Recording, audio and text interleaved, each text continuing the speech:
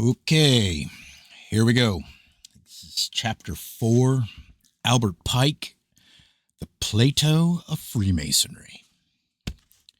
In this article, it is not our purpose to write of Albert Pike, the Arkansas gentleman, nor Albert Pike, the shrewd jurist, nor again of Albert Pike, the American poet, nor shall we enlarge upon his military career, which elevated him to the rank of a brigadier general, nor the high merit of his literary style and the numerous honors bestowed upon him by Freemasons and Freemasonry in all parts of the civilized world. Men knew him intimately and sat under the spell of his personality, and words are better fitted to enlarge upon his many virtues. We shall only speak of his rare abilities as far as it is necessary to establish the main subject of our discussion. The memory of great men lives after them, but their wisdom is interred with their bones. We worship at the shrine of the illustrious, but seldom emulate the qualities for which they came to be so elevated. We recognize the merit of achievement, yet ourselves make small effort to attain it. There is a forgotten Albert Pike. Pike, the Platonic philosopher, the Hermetist, the alchemist, the Kabbalist, and the Transcendentalist.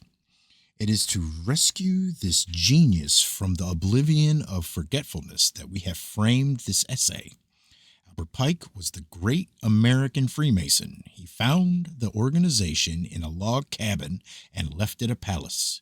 He took all its numerous vicissitudes upon himself and labored unceasingly through a long and industrious life for the perfection of Masonic ideals. For 32 years, he was the sovereign grand commander of the Supreme Council of the 33rd degree for the southern jurisdiction of the United States, with such dignity that at his death, William Oscar Room asked who will dare aspire to fill his chair now vacant. At the time of his passing, to this Masonic Prometheus was paid the following magnificent tribute. Albert Pike was a king among men by the divine right of merit. A giant in body, in brain, in heart, and in soul, so majestic in appearance that whenever he moved on highway or byway, the wide world over, every passerby turned to gaze upon him and admire him. 6 feet 2 inches, with the proportions of Hercules and the grace of Apollo, a face and head massive and leonine, recalling in every feature some sculptor's dream of a Grecian god, while his long wavy hair flowing down over his shoulders added striking picturesque effect.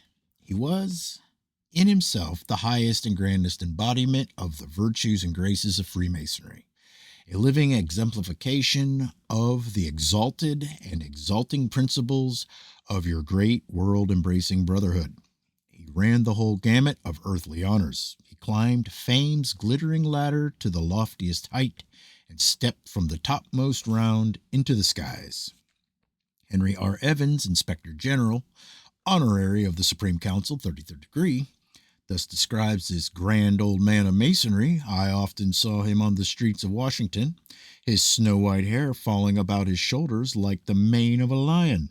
His broad, expansive forehead, his serene countenance, and his powerful frame awoke thoughts in me of some being of a far-off time. The conventional dress of an American citizen did not seem suited to such a splendid personality. The costume of a ancient Greek would have been more in keeping with such a face and figure, such a habit as Plato wore when he discoursed upon divine philosophy to his students among the groves of the Academy at Athens, beneath the brilliant sun of Greece. Who knows what Albert Pike was in reincarnation of Plato, walking these 19th century streets of ours? Fred W. Alsop, in his book, Albert Pike, a Biography, says of Pike that he was visited and consulted by important persons from all over the world, and when not otherwise engaged, he sat and dreamed and delved in an ancient lore, and was his wont, smoking his long Meerschaum pipe and watching his pet birds.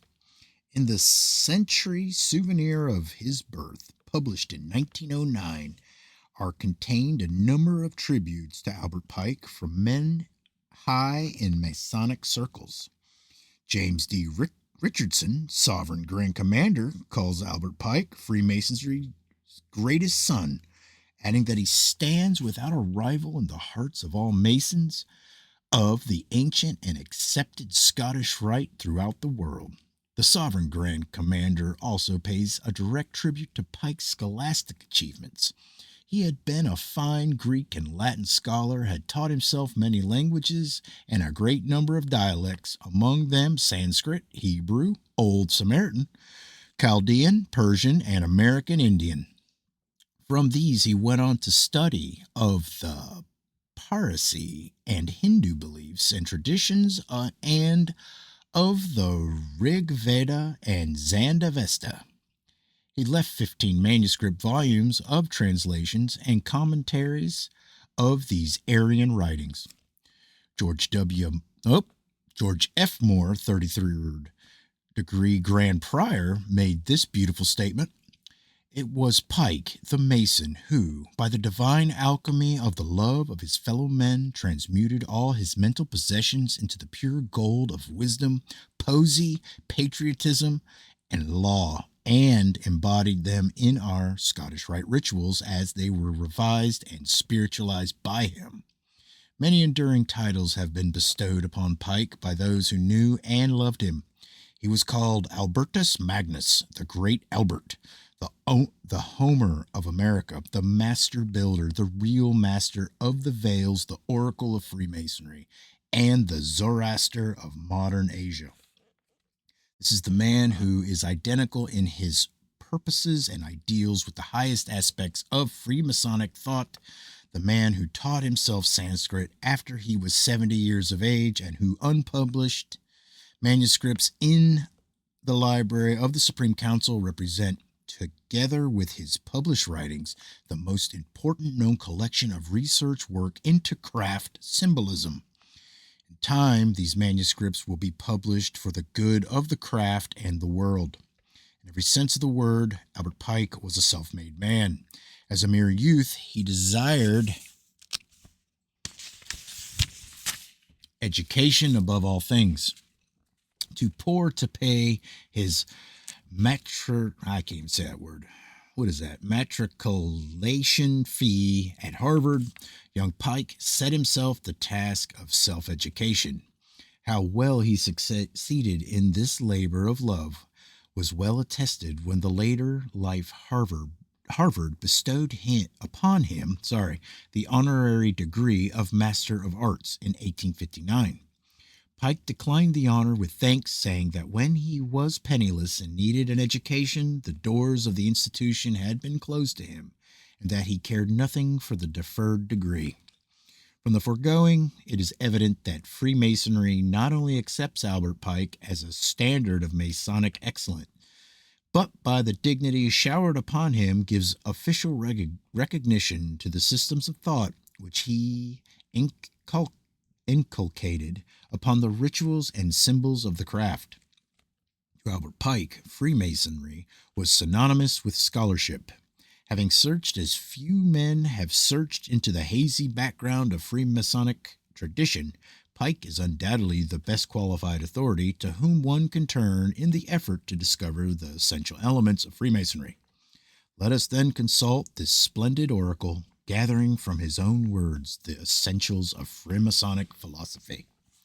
It is neither necessary nor especially desirable that all men should hold similar beliefs concerning the nature of God or the substances and purposes of the world, nor is it in harmony with the sovereign good that any should viciously revile or denounce the beliefs of their fellow men.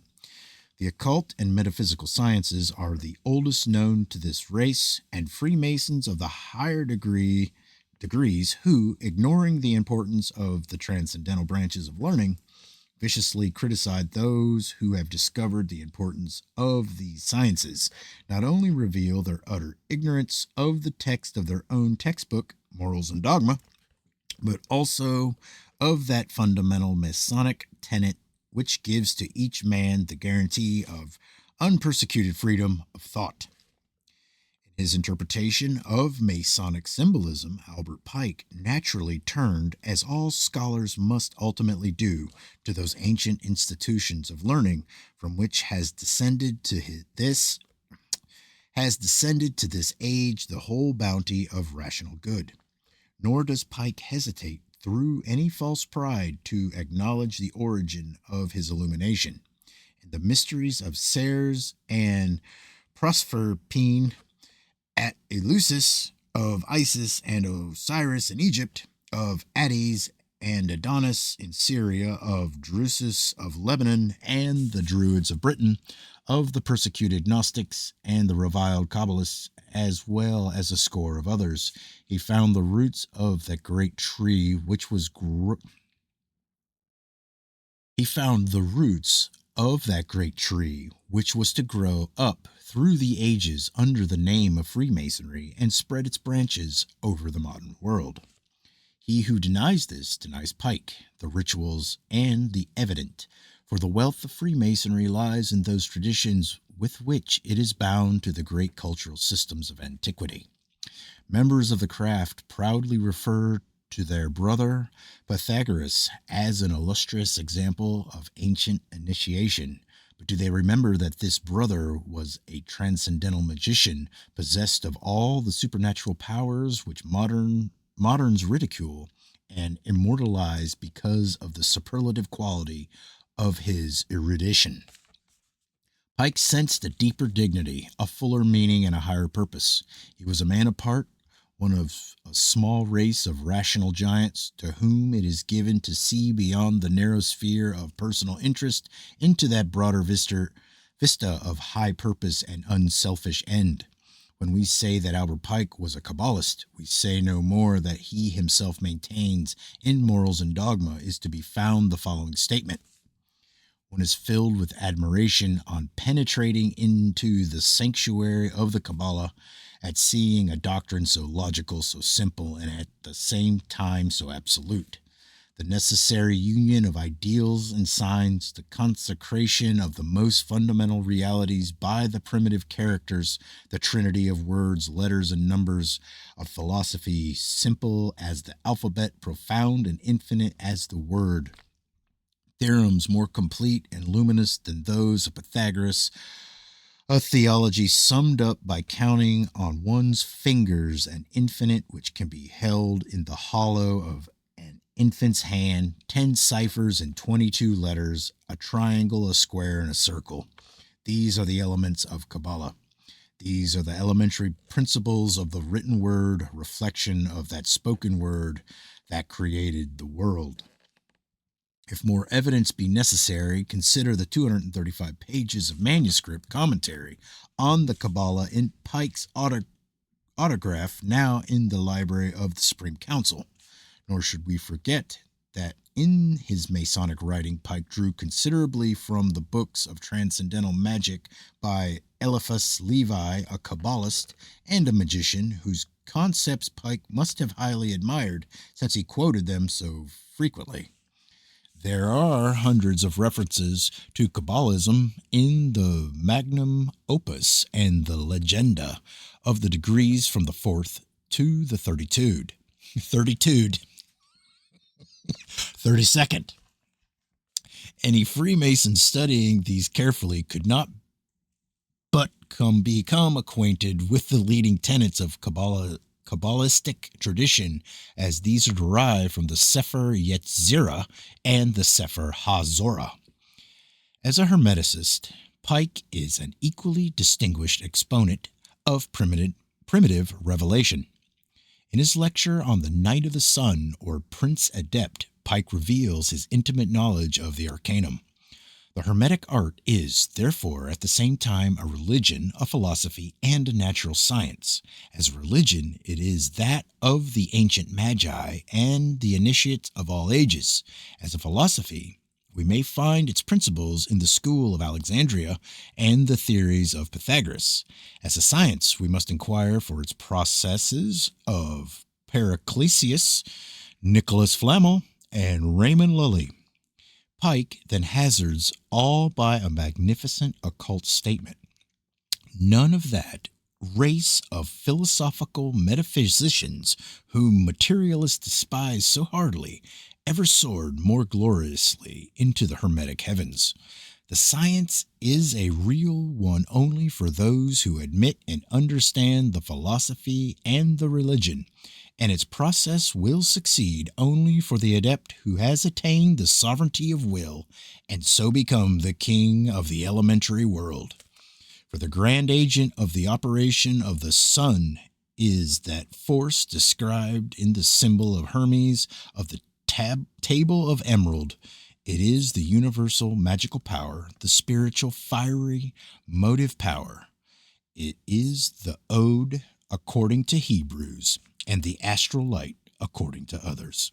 Therein is the secret fire, living and philosophical, of which all the Hermetic philosophers speak with the most mysterious reserve. The universal seed, the secret whereof they kept, and which they represented only under the figure of the Caudicus of Hermes. This is the grand Hermetic arcanum. What the adepts call dead matter are bodies as found in nature. Living matters are substances assimilated and magnetized by the science and will of the operator. Pike binds Hermeticism to Freemasonry and thus demonstrates the line of its descent.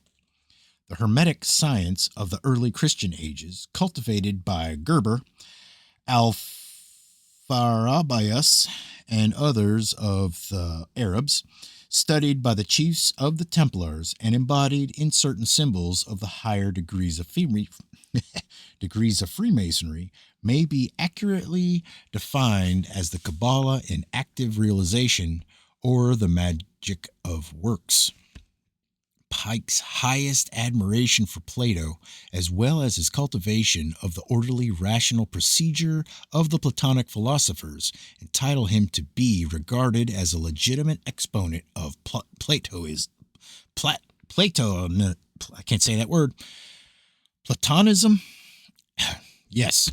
In Morals and Dogma, Pike distinguishes Plato as the greatest of human revelators, and in another place declares that Plato drew his doctrines from the East and from the mysteries. In his lecture of the Grand Elect, Perfect and Sublime Mason, the Grand Commander summarizes the philosophical aspects of the craft in the following words. It is philosophical because it teaches the great truths concerning the nature and existence of the one supreme deity and the existence of immortality of the soul. It revives the academy of Plato and the wise teachings of Socrates. It reiterates the maxims of Pythagoras, Confucius, and Zoroaster, and reverently enforces the sublime lessons of him who died upon the cross. Pike's summary of the path which men must walk for the achievement of immortality or the greatest good is essentially Platonic and the same which obscurely depicted in the ceremonials of the ancient mysteries, especially in the death and resurrection of the martyred sun god. He declares that the noblest purpose of life and the brightest duty of a man are to strive incessantly and vigorously to win the mastery in everything of that which in him is spiritual and divine over that which is material and sensual. This is the inevitable moral conclusion which Pike arrived at after analyzing the confused anthropomorphism of ancient peoples. In accepting Plato as supreme among the revealers of truth, Pike aligned himself on the side of metaphysical philosophy as opposed to the natural philosophy of the Aristotelians. We have yet to speak of Albert Pike, the alchemist, or rather, we shall let him speak for himself. Hold on. The Hermetic gold is not only a true dogma, a light without shadow, a truth without alloy of falsehood. It is also a material gold, real, pure, the most precious that can be found in the mines of the earth. Whatever is matter contains salt, and all salt, nitre, may be converted into pure gold by the combined action of sulfur and mercury, which sometimes acts so rapidly that the transmutation may be effected in an instant, in an hour, without fatigue to the operator, and almost without expense. At other times, and according to the more refractory temper of the atmospheric media, the operation requires several days, several months, and sometimes several years. By the foregoing, we believe it has been aptly demonstrated that to the enlightened vision of Albert Pike, Freemasonry was the repository and perpetuator of the most precious and essential doctrines of mankind. His impetus to Freemasonry was an uplifting one, calling the brothers to their dignity and estate, and rescuing from the confusion of misinterpreted symbols the principal elements of the arcane doctrines. To this grand soul, it was necessary that Freemasonry be adorned with the insignia of learning in all its various departments.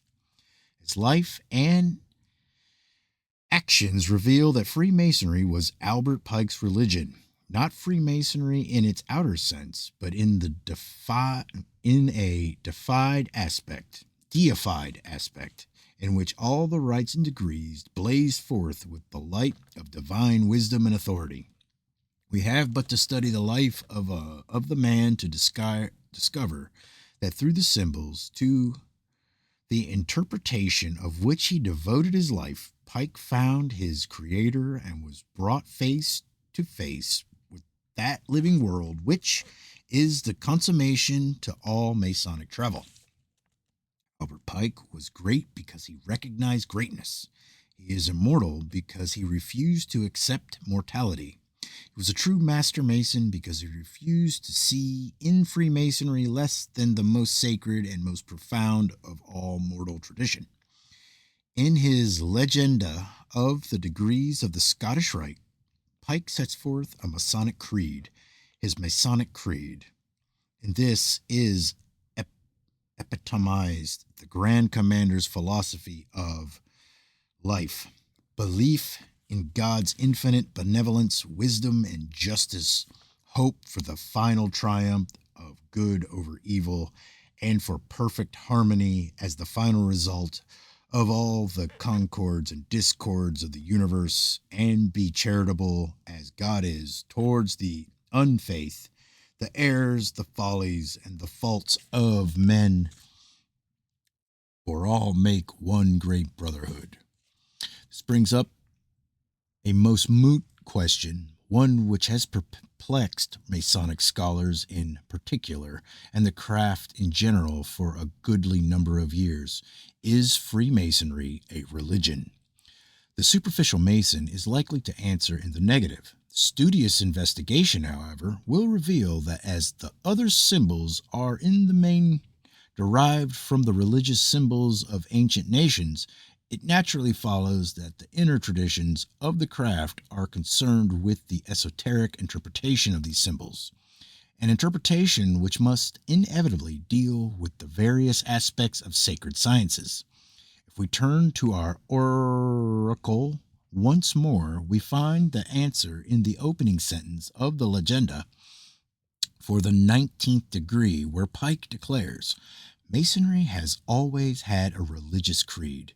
It teaches what it deems to be the truth in respect to the nature and attributes of God as the loving and beneficent Father of all mankind, as a supreme and perfect intelligence, as not in any ways the gigantic and distorted image of a man reflected upon the clouds.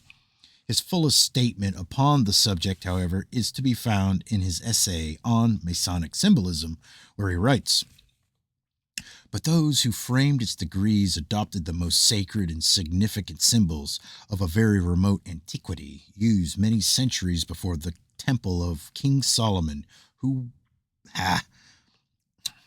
before the temple of King Solomon was built, to express to those who understood them, while concealing from the profane the most recondite and mysterious doctrines in regard to God, the universe, and man.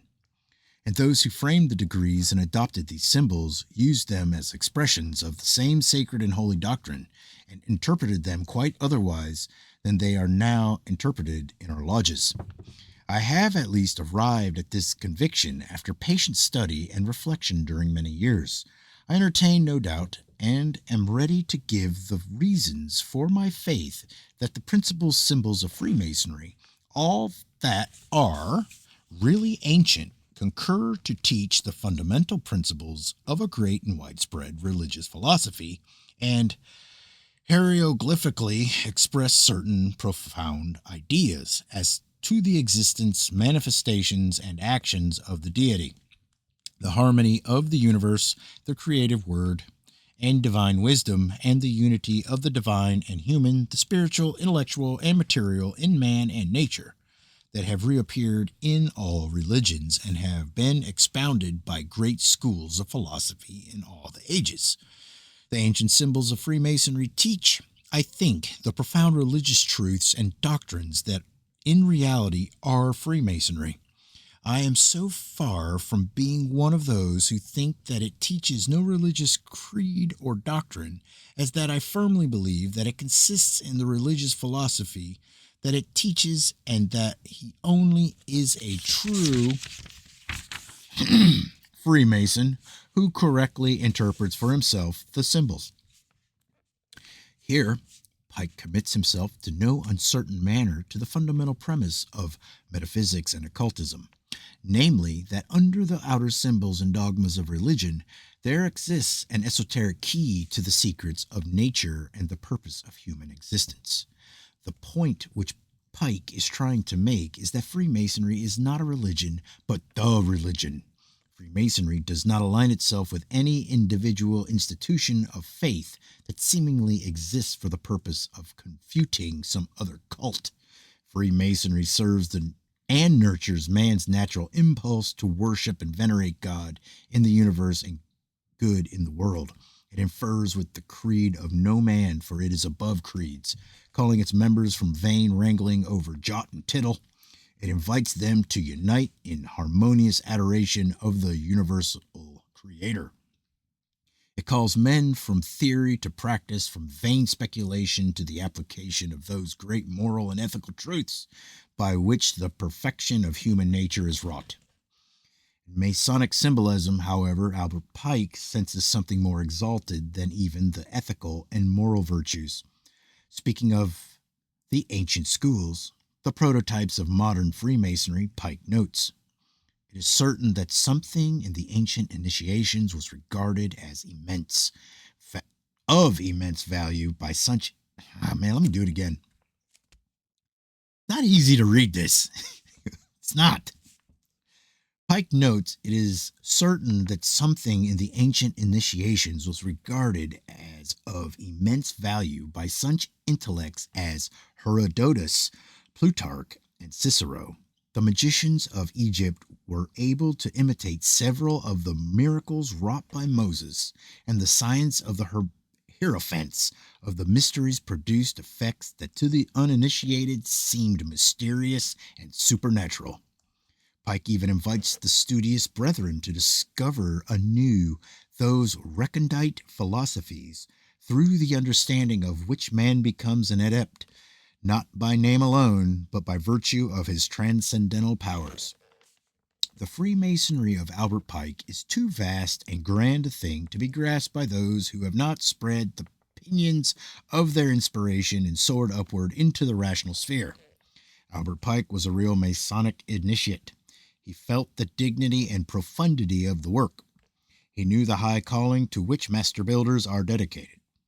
Piercing the veil of futurity with the prophetic eyes, he dreamed with Plato and Bacon of a world ruled by wisdom and the return of the golden age.